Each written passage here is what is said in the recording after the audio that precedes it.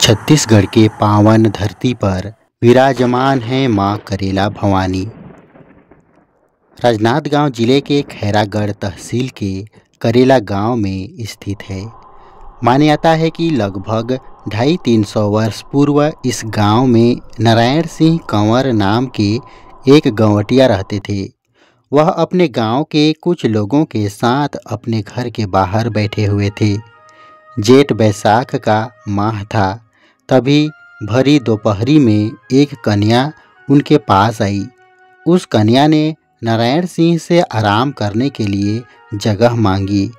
नारायण सिंह ने सोचा कि हो सकता है यह कन्या आसपास के गांव से आई होगी, गर्मी की वजह से थक गई होगी।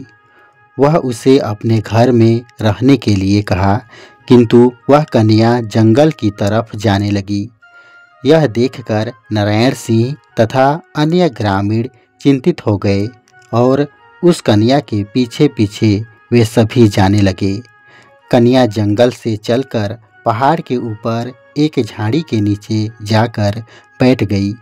नारायण सिंह वह अन्य लोगों ने जब उस कन्या से पूछा कि तुम कौन हो और इस जंगल में क्यों आई हो, तब उसने कहा कि मैं अब यहीं रहूँगी। आप लोग मेरे रहने के लिए यहाँ एक घर बनवा दीजिए। इतना कहकर वह कन्या गायब हो गई। नारायण सिंह वह गांव वालों के लिए यह किसी चमत्कार से कम नहीं था। कन्या को मां भवानी का रूप मानकर उस स्थल पर जब मंदिर बनाने के लिए खुदाई की गई, तभी वहां से एक पाषाण प्रतिमा निकली, जिसे मां भवानी के रूप में उसी जगह पर स्थापित किया गया। धीरे धीरे समय बीतने के उपरांत नई पीढ़ी आते आते इस स्थान को लोग भूल गए। यह घटना आज से 250-300 वर्ष पूर्व घटित हुई थी।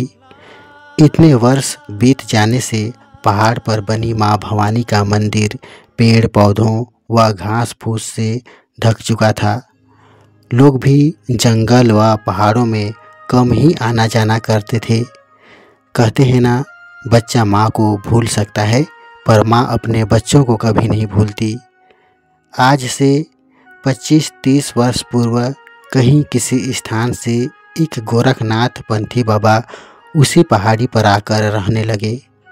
पहाड़ के ऊपर ही कुआं बना है, जिसका उपयोग गोरखनाथ बाबा किया करते थे। बाबा पहाड़ पर ही ध्यान मग्न रहते थे। एक दिन जब गोरखनाथ बाबा ध्यान मग्न अवस्था में बैठे थे, उसी समय एक घास फूस से ढके हुए पाषाण खंड से तेज रोशनी निकली। गोरखनाथ बाबा ने देखा कि यह रोशनी कहाँ से आ रही है, तो वह समझ नहीं पा रहे थे कि ऐसा क्यों हो रहा था। तब उन्होंने उस स्थान को साफ किया और देखा कि वह दिव्य प्रकाश मूर्ति आकार के समान एक पत्थर से आ रही थी। गोरखनाथ बाबा ने इसकी सूचना गांव वालों को दी और आग्रह किया कि मां भवानी आपके गांव में इतने वर्षों से विराजमान है, आप लोग इनके लिए एक मंदिर का निर्माण करवाइए। गांव के लोगों ने बाबा के उपदेश को मानते हुए एक मंदिर का निर्माण करवाया। वर्तमान में इस मंदिर को मां करेला भवानी के नाम से जाना जाता है। तो यह थी कथा करेला भवानी मंदिर की। अगर आज का वीडियो आपको पसंद आया है तो लाइक करें, शेयर करें, सब्सक्राइब करें। आपका दिन मंगलमय हो। जय माता करेला भवानी। सबकी मनोकामना पूरी करे माँ।